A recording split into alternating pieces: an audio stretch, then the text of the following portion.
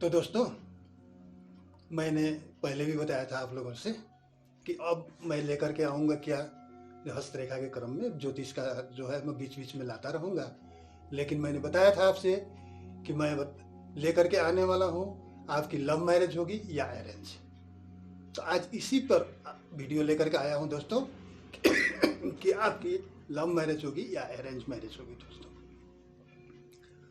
तो दोस्तों, मेरे पास कितने भाई बहन आते हैं और गार्जियन भी आते हैं, तो आते हैं और पूछते हैं कि मेरे बच्चे का शादी कैसे होगा, या भाई बहन आते हैं वो सोचते हैं पूछते हैं कि गुरु मेरा लव मैरिज होगा कि अरेंज मैरिज होगा। यानी कि पहले वाली ज़माना तो अब रही नहीं, अब तो अपने आप पसंद करके शादी कर लेते हैं लोग।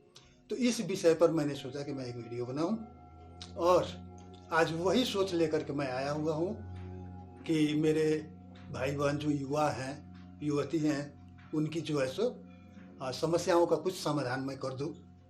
इस विषय पर मैं लेकर के आया हूं दोस्तों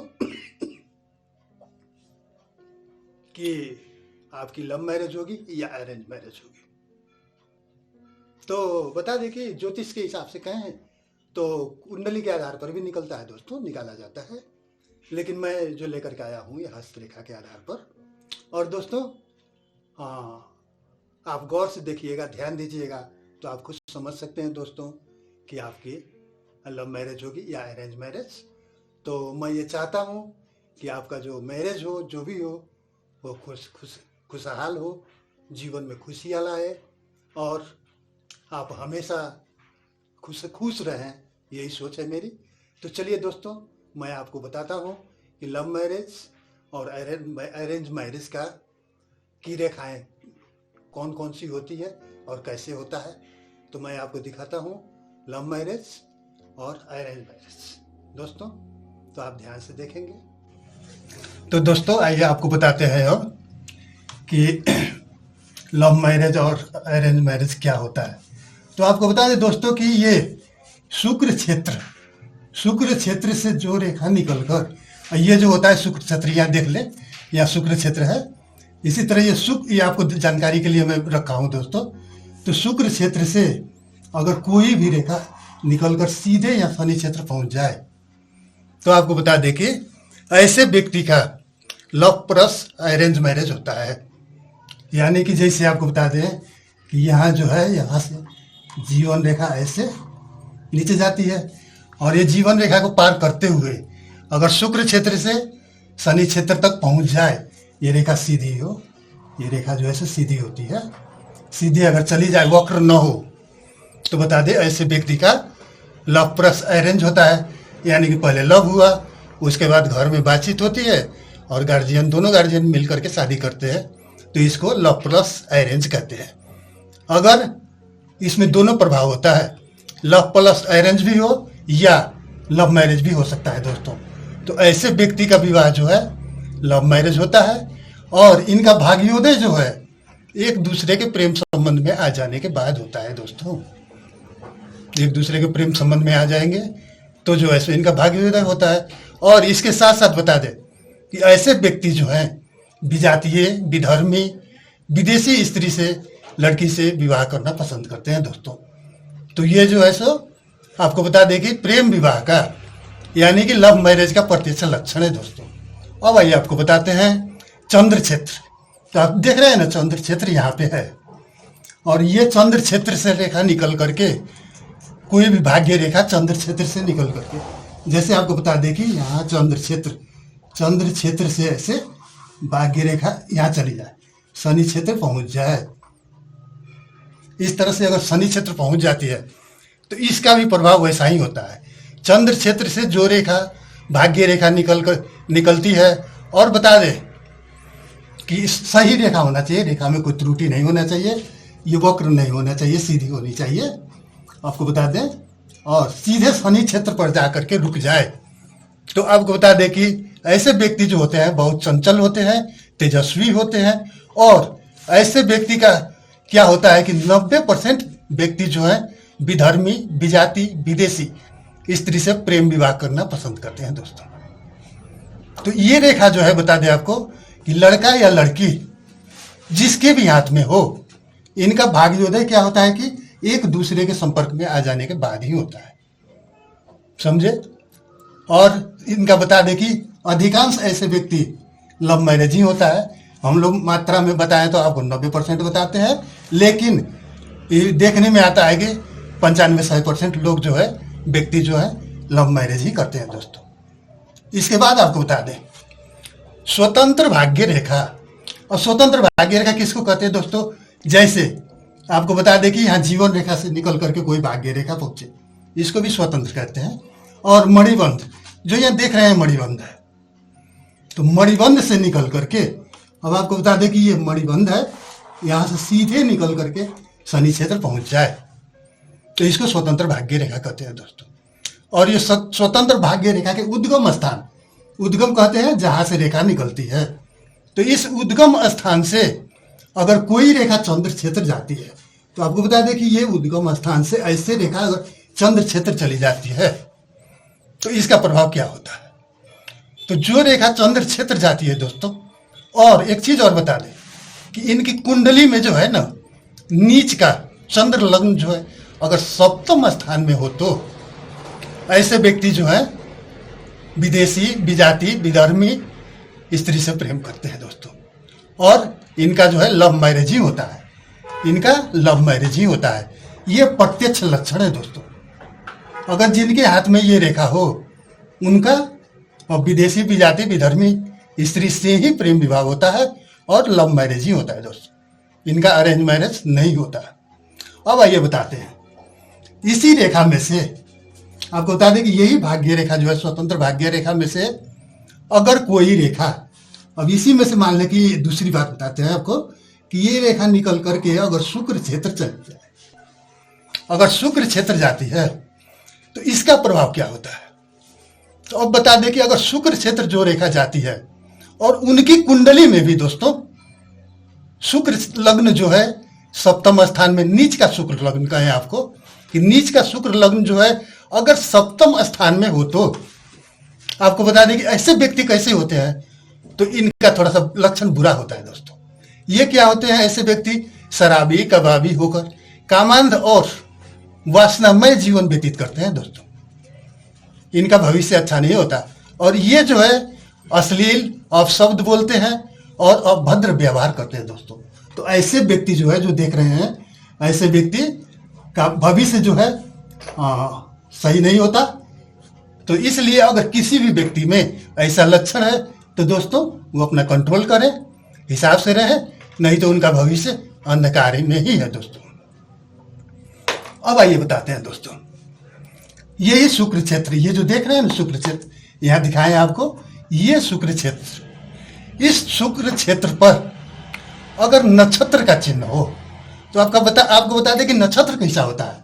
तो नक्षत्र जो होता है दोस्तों, ऐसे देखिए, ध्यान से देखिएगा, ऐसे नक्षत्र है, ऐसे सीधा होता है, और इसमें चाहे ऐसे घूम जाए, ऐसे सीधा हो जाए, या इसी नक्षत्र में बता दें कि आपको नक्षत्र एक और चिन्ह बताते हैं, आप समझ लीजिएगा बढ़िया से। ऐसे है ना, इसमें कोई रेखा ऐसे निकल जाए या ऐसे निकल जाए किसी भी तरफ से, तो इसको जो कहते हैं नक्षत्र चिन्ह कहते हैं दोस्तों। तो अगर शुक्र क्षेत्र पर ये नक्षत्र का चिन्ह है, तो आपको बता दें कि ऐसे व्यक्ति का जो है सो लव मैरिज ही होता है, यानी प्रेम विवाह ही होता है। ऐसे व्यक्ति का अरेंज मैरिज कभी नहीं होगा दोस्तों। तो ऐसे व्यक्ति का जो है लव मैरिज होता है दोस्तों। अब आइए बताते हैं आपको विवाह रेखा। विवाह रेखा पर अगर काला बिंदु हो, तो जैसे आपको बता दें कि बुध क्षेत्र देख रहे हैं, विवाह रेखा कभी भी होता है तो ये होती है तो बुध क्षेत्र पर ही होती है। ऐसे भी हो जाती है, ऐसे भी हो जाती है। तो ऐसे विवाह रेखा पर बता दें आपको, किसी भी व्यक्ति को बता दें कि अगर क्या होता है कि अगर इसमें जो है विवाह रेखा पर काला बिंदु, अब बता दें आपको, यहां अगर काला बिंदु हो, देख रहे हैं ना, यहां अगर काला बिंदु हो विवाह रेखा पर, तो आप एक चीज जरूर समझेंगे दोस्तों कि ऐसे व्यक्ति का जो है सो प्रेम संबंध नहीं होता है, लव मैरिज जो है नहीं होती है। और इनका जब ही होगा अरेंज मैरिज ही होगा दोस्तों, ये आपको बता दें। अब चलिए अब आगे बताते हैं। अब बता दें आपको कि भाग्य रेखा शुक्र या चंद्र क्षेत्र, जैसे भाग्य रेखा ये देख रहे हैं ना, ये आपको हम दिखाए हैं। ये भाग्य रेखा जो है शुक्र या चंद्र क्षेत्र से निकलकर, है ना, भाग्य रेखा शुक्र या चंद्र क्षेत्र से निकलकर किसी मेन भाग्य रेखा में जुड़ जाए। जैसे बता दें आपको ये भाग्य रेखा है। अब इसमें दूसरी रेखा आपको बताते हैं कि अगर चंद्र क्षेत्र से निकलकर, अब यही यहाँ से दूसरी रेखा, ये तो बता चुके हैं, इसके बाद दूसरी कोई रेखा आकर के इस भाग्य रेखा में जुड़ जाए चंद्र क्षेत्र से, या आपको बता दें कि शुक्र क्षेत्र, ये शुक्र क्षेत्र है ना, यहाँ से कोई रेखा आके ऐसे जुड़ जाए, भाग्य रेखा में जुड़ जाए, तो जानते हैं क्या होता है, चंद्र क्षेत्र से आए या शुक्र क्षेत्र से आए, तो ऐसे व्यक्ति का जो है सो इस व्यक्ति का जो है सो ऐसे इनका लव मैरिज होता है दोस्तों, प्रेम विवाह ही होता है। इनका जो है अरेंज मैरिज कभी नहीं होगा, ये लव मैरिज ही होगा दोस्तों। तो इस तरह से कोई रेखा आकर के शुक्र क्षेत्र से आकर के भाग्य रेखा में जुड़ जाए, तो इन दोनों का, चंद्र क्षेत्र और शुक्र क्षेत्र, दोनों क्षेत्र से जो रेखा आकर के जुड़ जाती है, तो ऐसे व्यक्ति का जो होता है प्रेम विवाह ही होता है, लव मैरिज होता है। चलिए अब आगे बताते हैं।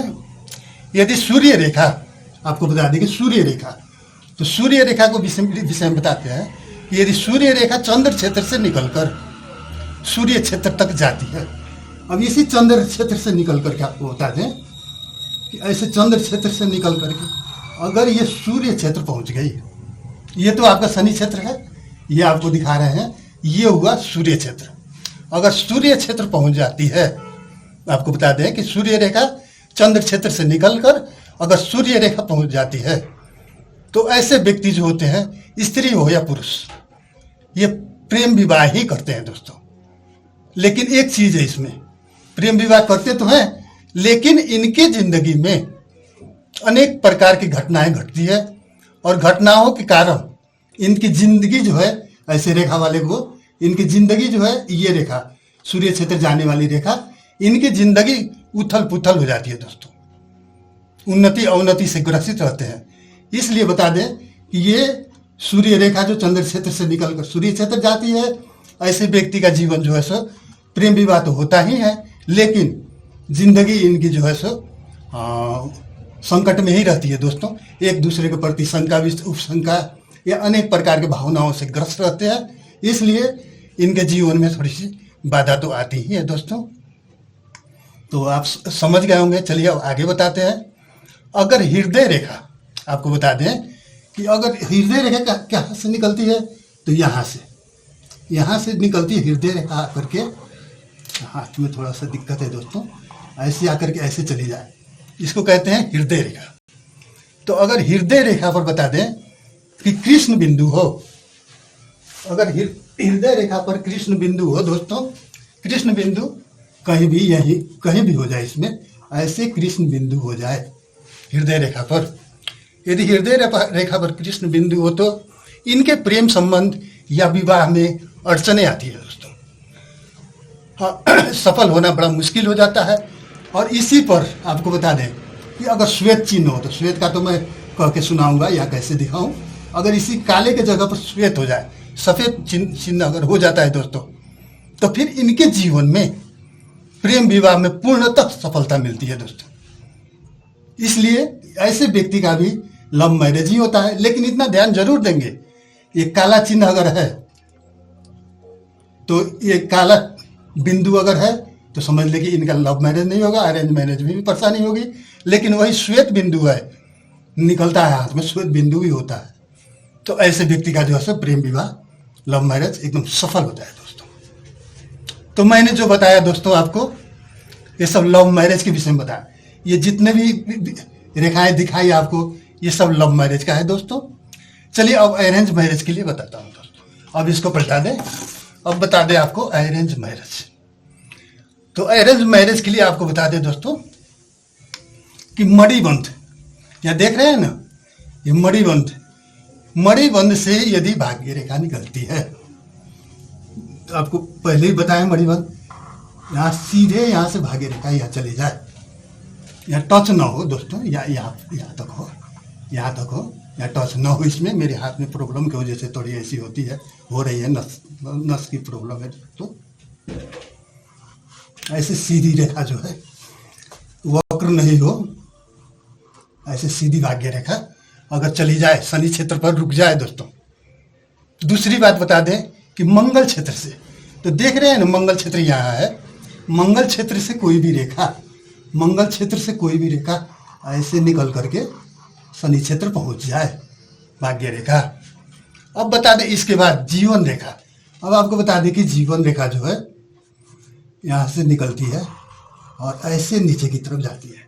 तो अब बता दें जीवन रेखा से कोई भी भाग्य रेखा निकलकर सीधे शनि क्षेत्र तक पहुंच जाए। इसके साथ बता दें राहु भाग्य रेखा। राहु क्षेत्र कहाँ है दोस्तों? तो यहाँ पे है। अब राहु क्षेत्र से अगर कोई भी भाग्य रेखा निकल करके सीधे शनि क्षेत्र पहुंच जाए, है ना। इसके साथ हृदय रेखा, आपको बता दें कि हृदय रेखा से भी, ये हृदय रेखा है आपको, अब यहाँ से अगर कोई रेखा निकल करके ऐसे शनि क्षेत्र पहुंच जाए, या कहीं से, या यहीं से निकल करके शनि क्षेत्र पहुंच जाए दोस्तों, है ना। इसके साथ साथ वरुण क्षेत्र, तो वरुण क्षेत्र देख रहे हैं दोस्तों, यहाँ पे है, यहाँ वरुण क्षेत्र है ना। अब यहाँ से अगर वरुण क्षेत्र से अगर कोई भी रेखा ऐसे निकल करके शनि क्षेत्र पहुंच जाए। इसके साथ साथ प्रजापति क्षेत्र, तो प्रजापति क्षेत्र यहाँ होता है दोस्तों, बुध क्षेत्र के नीचे, यहाँ देख रहे हैं ना, ये प्रजापति क्षेत्र है। अगर प्रजापति क्षेत्र से निकल के कोई रेखा शनि क्षेत्र पहुंच जाए, तो इतना जो रेखा देख रहे हैं दोस्तों आप, ये रेखा जो है, इस रेखा वाले व्यक्ति का अरेंज मैरिज होता है दोस्तों। इनका जो है कभी जो है लव मैरिज नहीं होगा, यानी कि परिवार के लोग जहाँ विवाह का बातचीत कर दिए और वही जो है सो परिवार के लोग ही करते हैं, परिवार के सदस्य ही जो है वही इनका शादी करते हैं। और ऐसे व्यक्ति चाहे कितना भी कोशिश कर ले, कितना भी लव मैरिज करे, कितना भी वो अपना कोशिश कर ले, लेकिन इन लोगों का जो है सो लव मैरिज नहीं होता है दोस्तों। तो इसलिए आप देख लिए, पहले जो बताए वो आपको लव मैरिज का बताया, इसमें बताया अरेंज मैरिज का। तो इस तरह की रेखा वाले व्यक्ति का दोस्तों लव मैरिज का देख लिया, ये अरेंज मैरिज है। तो इस तरह से ऐसे व्यक्ति का जो है सो लव मैरिज नहीं होता है, ऐसे व्यक्ति का अरेंज मैरिज ही होता है। तो दोस्तों आप समझ गए होंगे कि लव मैरिज कैसे होती है और अरेंज मैरिज रेखाओं का प्रभाव क्या है, ये तो आपको जानकारी हो गई होगी। तो चलिए दोस्तों अब आगे बताएंगे। तो हाँ तो दोस्तों अब आप लोग जो है रेखाओं के आधार पर समझ गए होंगे कि लव मैरिज क्या है और अरेंज मैरिज क्या है, किस रेखाओं के आधार पर लव मैरिज होती है और किसके आधार पर अरेंज मैरिज होती है। तो दोस्तों अब आप लोग बढ़िया तरह से समझ गए होंगे कि लव मैरिज और अरेंज मैरिज कैसे होती है। तो ठीक है दोस्तों, अब मैं एक बात बताता हूँ कि चाहे लव मैरिज हो या अरेंज मैरिज हो, ये प्रेम का एक बंधन है और प्रेम में ही बंध करके जीवन बिताना पड़ता है, आपके जीवन खुशहाल रहे। और सुनिए दोस्तों, मैं तो हमेशा दुआ सुनाता ही हूँ और इस दुआ को भी आप आत्मसात करेंगे और ध्यान से समझेंगे तो आपके जीवन खुशहाल रहेगी। तो बता दें आपको, थोड़ा सा दुआ सुन लीजिए। रहीमन धागा प्रेम का, रहीमन धागा प्रेम का, मत तोड़ो चटकाए, मत तोड़ो चटकाए, टूटे तो जुड़े नहीं और जुड़े तो गांठ पड़ जाए। समझे? टूटे तो जुड़े नहीं, जुड़े तो गांठ पड़ जाए। तो दोस्तों इसलिए आपको बता दूं कि विवाह जो है, मैरिज जो है, चाहे लव मैरिज करें या लव प्लस अरेंज करें, आपको बता दें कि विवाह ही होता है। ये बहुत जीवन का एक जीवन बिताने का एक प्रमुख आधार भी है और इससे जो है सो आपके जीवन में आपके समाज, आपके परिवार आपको बढ़ाने का मौका मिलता है और साथ ही साथ आपका जीवन खुशहाल रहे दोस्तों। तो मैं अब आपको विशेष कुछ नहीं कहूँगा। अब बता दे दोस्तों एक चीज़, कि ये तो आपको बताए कि आपकी लव मैरिज होगी या अरेंज मैरिज होगी, जानिए। अब लेकर के मैं आने वाला हूँ दोस्तों, कितने ऐसे भाई बहन हैं जिनकी विवाह नहीं होती है, लंबे समय तक जो है सो रुके रह जाते हैं, या हो ही नहीं, कि किसी भाई बहन का तो विवाह ही नहीं होती है। तो आखिर ऐसा क्यों होता है? सबका तो ऐसा नहीं होता है। कारण क्या है